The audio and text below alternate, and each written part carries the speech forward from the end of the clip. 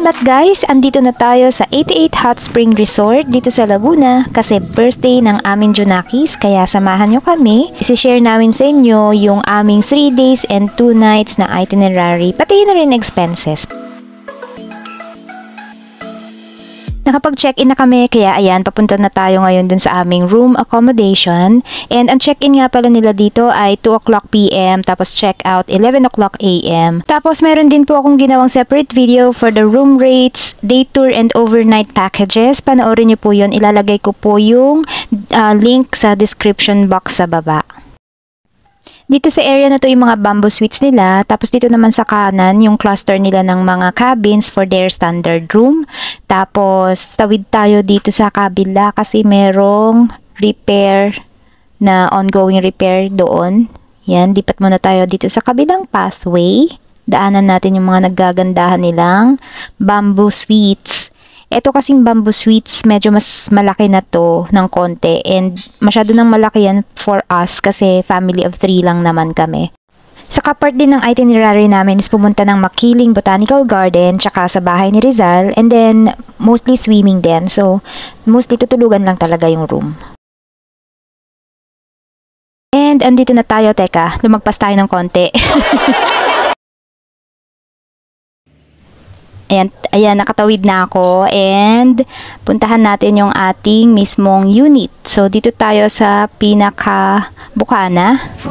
Pasok tayo guys at ito yung magiging room natin for the next 3 days and 2 nights. So, yan, may TV, may mini ref, and then queen size yung bed. Tapos, ang maganda dito, may working station na kasama. So, makakapag-work din ako. And then, meron na ring split type na aircon. And then, provided na rin nila yung towels. Ito naman yung kanilang toilet and bath. In fairness, kumpleto naman. May sink, may bidet.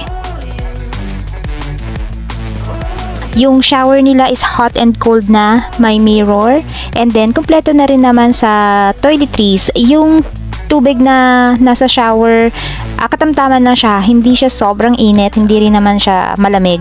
Meron ding maliit na window yung room na may blinds for privacy, and then meron din siyang mini ref. May mga soda, may mga beer, pero syempre babayaran nyo kapag kinonsume ninyo. Yung wifi nila dito is tuloy-tuloy kasi hindi nila pinapatay. Okay, first order of business, syempre mag-swimming. Gustong-gusto yan ng aming Junakis kasi napaka-therapeutic nito para sa kanya.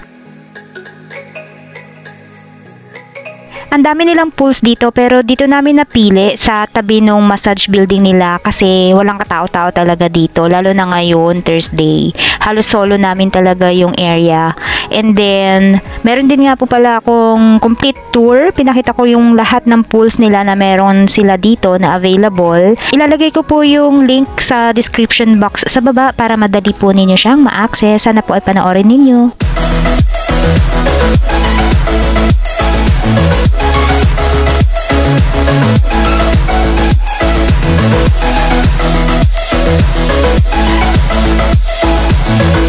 After a while, nagkaroon na rin ng ibang tao pero sobrang onti lang talaga and mostly ng mga nakasabay namin dito, puro foreigners. May westerners, tapos karamihan Koreans talaga. Kasi Korean daw yung may-ari ng resort na ito. Tara guys, puntahan natin yung isa sa 2 octagon pools nila. Yung isa nandito sa may dulo katabi ng massage spa building. Yung isa nandun sa bukana.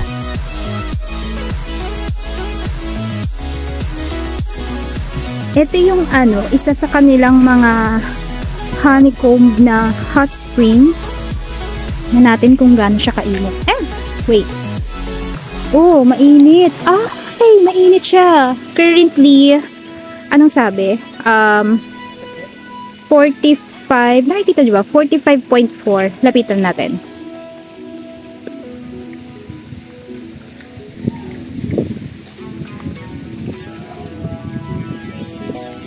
Ito yung kanyang, 45.4. Grabe ang init niyan. Yan yung kabuuan niya. Yan, 1, 2, 3, 4, 5, 6, 7, 8, 9 pockets. Tapos yung pinakagitna, yan yata yung pinakamainit. Ayun, bumubulwak siya. So, off limits daw dyan. Tapos, 2 feet yung lalim niya, yung deep niya. Tapos punta naman tayo. Ay, ang ganda nito. May grotto.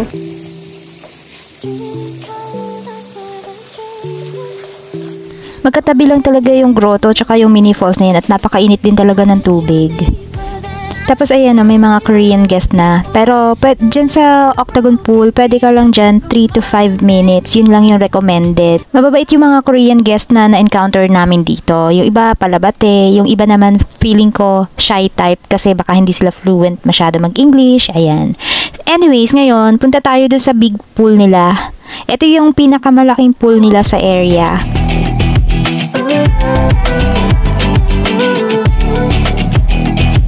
Pinakita ko na rin to dun sa previous vlog ko, kaya sana po don't miss it, panoorin nyo po talaga kasi inikot ko po talaga yung buong property nitong 88 Hot Spring Resort para namnamin or itest yung mga tubig sa iba't ibang pools nila. Merong maligamgam, merong mainit talaga, may umuusok pa nga so panoorin nyo po talaga yon. Meron silang parang mini bar dyan sa area na yan, sa side, sa bandang right, ayun kung napansin nyo. Di lang siya masyado nahagip, pero pwede kayong umorder dyan ng mga drinks. Tapos ayun sa left side, kita nyo, merong westerner dyan. So sabi ko sa inyo talaga pang international yung level ng resort na to. Kaya mag-i-enjoy kayo kapag hindi kayo mapapahiya kapag dinala nyo dito yung mga international or foreigner na guest ninyo. Another view ito nung pool sa angle na to. Okay guys, we're out and about on our next itinerary and ito yung Makiling Ihawan Garden. So, itatry natin yung kanilang Filipino restaurant. Panoorin nyo rin po pala yung separate vlog ko nun about Makiling Ihawan Garden, paano yung sistema nila doon ng paluto, and then yung mga menus and prices nandoon din po sa video na yon. So ilalagay ko po yung link sa description box sa baba. After namin mag-dinner, yung mag-ama siguro maliligo lang ulit sa pool, tapos ako mag-shift na kasi bukas pa yung leave ko talaga. So yan guys, ito na yung dinner namin for tonight. Good morning guys, and it's our day 2 here in 88 Hot Spring Resort. Hindi ko na nga na-outro yung kagabi kasi after namin kumain, talagang bumalik na kagad kami dito kasi start na ng shift ko. And for today naman, it's a free day for me kasi ito talaga yung day na naka-leave ako. So, very relax na lang tong araw na to and i-maximize talaga natin yung araw na to do our itinerary. Like, gusto nga namin napuntahan yung Makiling Botanical Garden and then kung may time pa, makapag-church dun sa May Kalamba and visit na rin yung katabi niya na Rizal Shrine. Yorn. So, first order of business, breakfast. So, free yung breakfast nila dun sa kanilang Korean restaurant and samahan nyo kami. Tara, punta tayo dun sa kanilang Korean restaurant. Dito yun sa kabilang way naman. Kagabi nga pala, dun tayo sa right side na yun, nagpunta for for the Filipino restaurant, yung Makiling Ihawan Garden. Pero ngayon pupunta tayo dun sa Korean restaurant nila para i-claim yung free breakfast meal nila. Kasi kapag nag-check-in ka dito, may kasama ng free breakfast yung package nila. So tara, punta tayo dun. Malapit lang naman dun sa cabin namin yung Korean restaurant nila and napakita ko na rin yun dun sa previous vlog ko, sa previous video ko. Sana po panoorin nyo. Uy, parang may VIP na mag-check-in. Ayan, mga uniformado sila. Ang taray. Doon kasi banda yun, yung nakikita nyo yan na building. Yan na yung kanilang reception area. Pero dito tayo, akyat tayo dito. Nandito kasi sa second floor nila yung Korean restaurant. And minimal lang naman yung steps. Kaya natin yan today. Tara, let's go! Ayan, dire-diretsuhin nyo lang tong pathway na to. Tapos, doon na sa dulo, yun na yung kanilang Korean restaurant.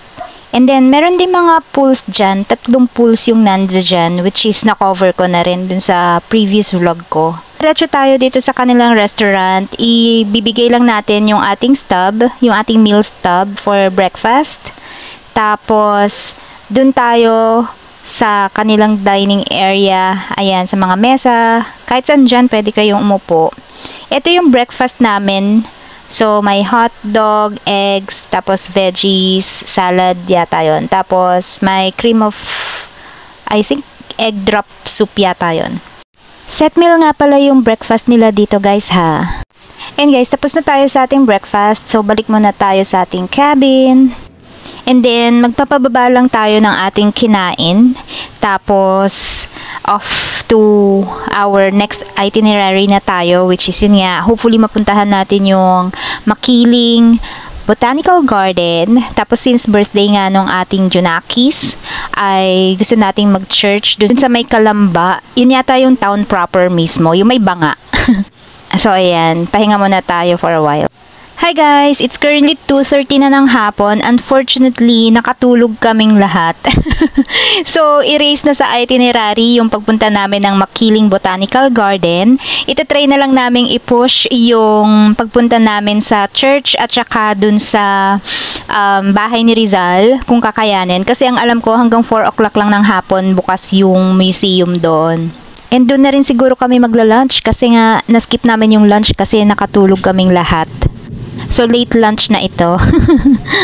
Kasi naman, 'di ba, galing kami sa breakfast. Tapos nung sabi namin magre-rest lang for a while. Tapos ayun, pagbusog ka talaga nakakaantok. Ayun, nagdire-diretso hanggang sa yan. Ngayon lang kami nakalabas. Unfortunately, guys, ang traffic pala dito. Hindi ako sure kung aabot kami. Baka pagdating namin dun, close na. Grabe guys, hindi namin na-anticipate na ganito pala ka-traffic dito and 3:00 pasado na. So, I think hindi na rin kami aabot. Ayaw naman namin nung nagmamadali. Plus, hindi pa rin kasi kami nagla-lunch. Gusto namin muna mag-lunch kasi gutom na rin kami. Papayas. Oo, ayan. Bibili tayo dun. Ayun, nandun na yung natin. Favorite Papayas. natin na Jollibee sa... Guys, hindi namin kinaya yung traffic talaga. So, hindi na namin tinuloy. And yung anak namin kasi talagang gutom na. Ayan, sabi na siya ng sabi gusto na daw niya talagang french fries. So, ang ending, yan, na lang kami sa Robinson's Town Mall dito sa may bandang Los Baños. And then, doon na lang kami nag-Jollibee. Sadly, abort lahat ng ating itinerary for today. I think, ganun din talaga kapag nagta-travel ka, may mga instances talaga na may mga itinerary ka na maka-cancel sa mga hindi inaasahang pagkakataon. We're back na guys sa aming cabin and ang ating next activity is to explore na lang yung buong resort and mag-photoshoot and mag-video-video.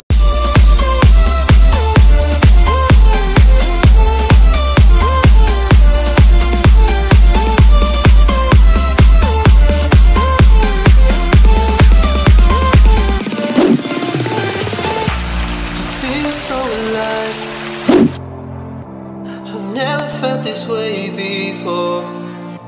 It must be you and I. It's got me thinking about us more. It's these bright lights, they put me in a daze, and I can't stop but think about the way. Ayun guys, after namin mag-explore dito sa buong resort, magdi-dinner na tayo. Second night namin to and naisip namin dito na lang kami mag-dinner sa Korean restaurant nila kasi magna-night swimming pa kami. So, para hindi na kami lalabas ulit para maghanap ulit ng mga kainan, might as well dito na lang para makabalik agad and ma-enjoy pa namin yung aming night swimming. So, yun guys, yung mga video clips po na napanood nyo kanina lang, yan po yung mga videos na nakuha namin dito sa resort. So, yung buong resort tour po, na videohan po namin yon. Meron po yung separate vlog. Ilalagay ko po yung link ng video na yun sa baba sa may description box and I hope you'll enjoy it as much as we did po. So yan guys, so akit lang ulit tayo dun sa kanilang restaurant, dun sa Korean restaurant na pinuntahan natin kanina for breakfast. Yun din yun, dun din tayo mag-dinner for tonight. So I'm holding myself on a precipice and I've been dreaming off the ground. So I'm looking for something that's definitely. So yun guys, yung itsura ng restaurant sa loob, pero dun na lang tayo sa alfresco. Ito yung mga menus, no, yung mga primary menus nila dyan, para may kumpleto kayong reference ng iba't ibang menus na pwede nyong mabili sa kanila.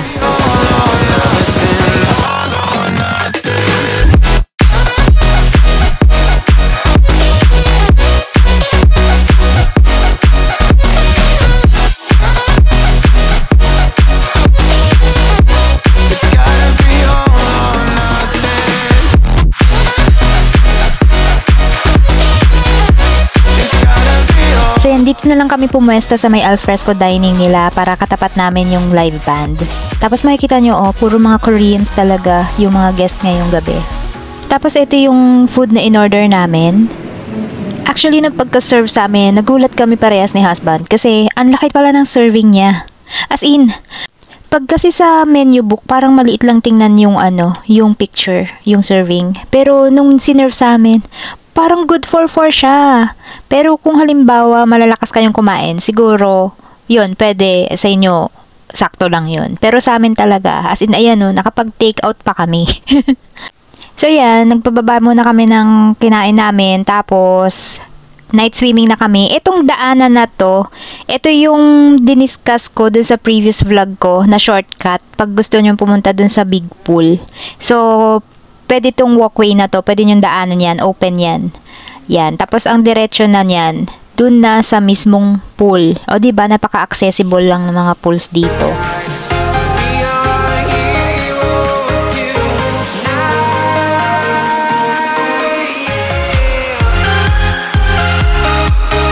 So, ayan guys, yung hitsura ng pool. Ito yung main pool nila kapag night, kapag gabi.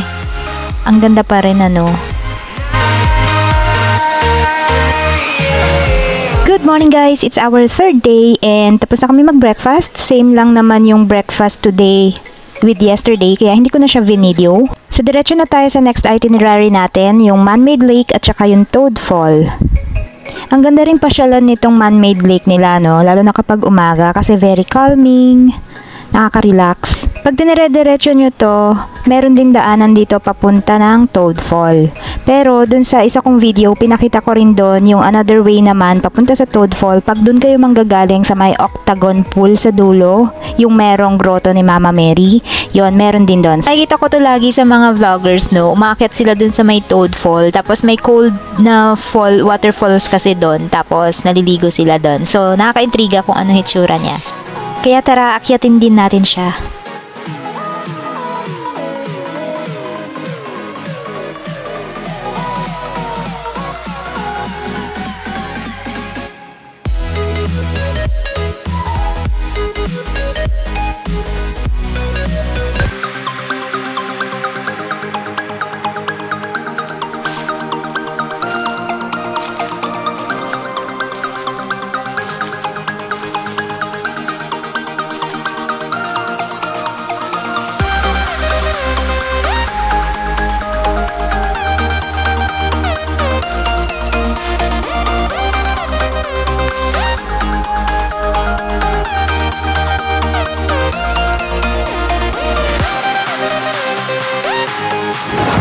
And guys, andito na tayo. Pero, unfortunately, dry siya ngayon guys. Walang tubig Siguro kasi summer season na, kaya naiiga din siya. Nabudol tayo guys, kaya tara, baba na ulit tayo. Ingat lang kayo dito kasi medyo sharp yung mga bato. Ayan tapos steep pati. Masyado siyang pababa talaga. And meron namang mga pwedeng makakapitan, pwedeng mahawakan, pero ingat pa rin. Babalik na lang tayo dun sa resort. Ayan, natatanaw na ulit natin yung man-made lake sa baba. So ayan guys, nandito na tayo sa open area ng 88 Hot Spring Resort and dito natin ngayon pag-usapan yung mga naging expenses namin Hindi naman kasi natin yan pwedeng iwasan, 'di ba? Yung expenses hindi yan nauubos. Pero yung time hindi natin yan naibabalik. Kaya tara, umpisahan natin yung breakdown ng mga gastos, Umpisahan natin sa day 1 namin. So sa day 1, yung room accommodation namin cost 3,500 kasi Thursday siya. Tapos nag-spend kami ng around 400 pesos para sa snacks kasi nag-drive-thru kami on our way dito sa resort, sa McDonald's. Makikita nyo po yung video na yon dun sa aking in-upload na vlog, yung 1-hour drive from C5 papunta dito sa resort. Tapos for our dinner, nag-spend kami ng around 700 pesos kasi yung tuna belly around half kilo siya. Tapos may kasama naman na siyang rice. Kaya ang total expenses namin for day 1 ay 4,600 pesos. For our day 2 naman, yung room is 4,600 pesos na kasi Friday siya. Considered weekend na yun. Iba na yung rate. Yung breakfast is free. Tapos nag-lunch kami sa Jollibee. Yung mismong meal is 400. Tapos nag-take out kami ng snack na 300. Tapos yung parking sa Robinsons ay 25 pesos. And then yung dinner namin sa Korean restaurant dito sa resort ay worth 1,400. So ang total expense namin for day 2 ay 6,725 pesos. Tapos ito yung ating day 3. So nag-breakfast na kami, it's free. Tapos mag-check out tayo ng 11 AM. So wala na tayong gagastusin kasi we're about to check out na. Ito naman yung mga other gastos, no? Yung gas, 1,000. Yung toll, 448 pesos back and forth na yon. Tapos yung mga bread, soda, mineral water, mga around 500 pesos. Tapos meron tayong corkage fee na 100 pesos per head. So tatlo kami kaya 300. Allowed naman magdala ng sarili nyong food pero yun nga lang magbabayad kayo ng corkage fee. Tapos bawal kumain sa loob ng room.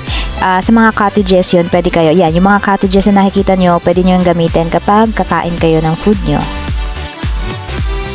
Sobrang na-enjoy namin yung stay namin dito. Kung nature lover kayo, for sure may enjoy nyo rin to.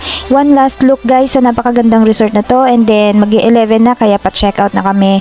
Sana po ipanoorin nyo rin po yung ibang videos ko about sa resort na to. Yung complete tour at saka yung rates and packages at saka yung Makiling Ihawan Garden. Kung napanood mo po hanggang dulo yung video na to, sobrang maraming salamat po. Please feel free to share, like, and subscribe. Thank you. See you on the next one.